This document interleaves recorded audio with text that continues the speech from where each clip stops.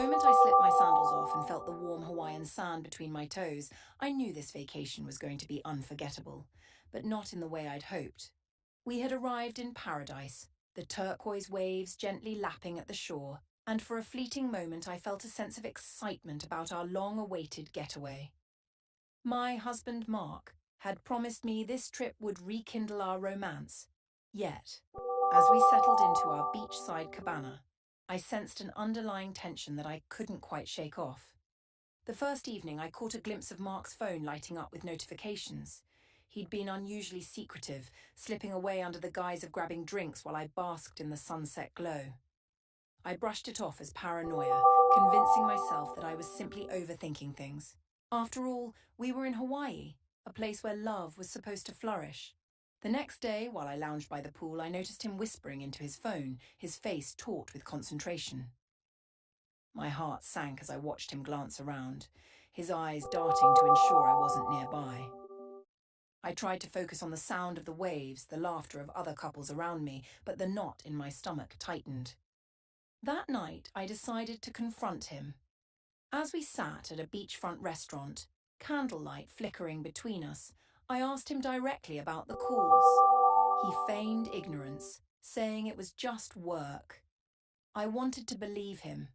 After all, he had planned this trip, had told me how much he loved me, and how he wanted to reconnect. But the words felt hollow, like the shell I found washed up on the shore, a beautiful facade hiding emptiness within. The next day, I went for an early morning walk along the beach, hoping to clear my mind. As I wandered, I stumbled upon a hidden cove. The tranquility was soothing, but it didn't last long. I turned to leave when I noticed a familiar figure in the distance, laughter spilling from his lips like the waves crashing nearby. My heart dropped as I recognized the woman beside him, Sarah, his co-worker. They were close, their hands brushing against each other, their smiles too intimate.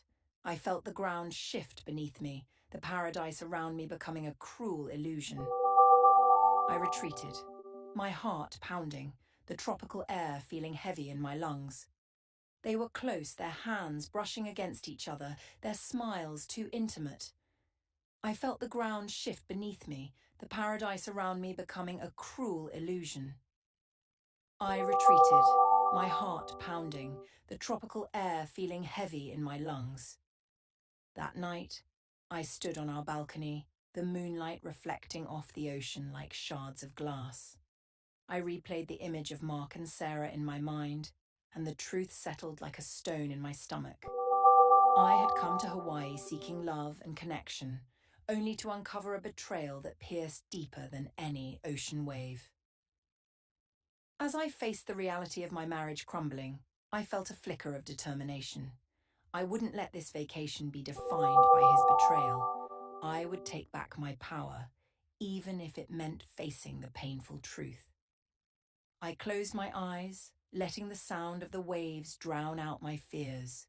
Tomorrow, I would find my own way forward, no matter how hard the journey would be.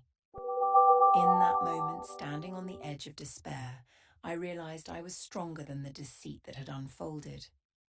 Hawaii was still beautiful, and maybe, just maybe, I could find a new beginning amidst the heartbreak.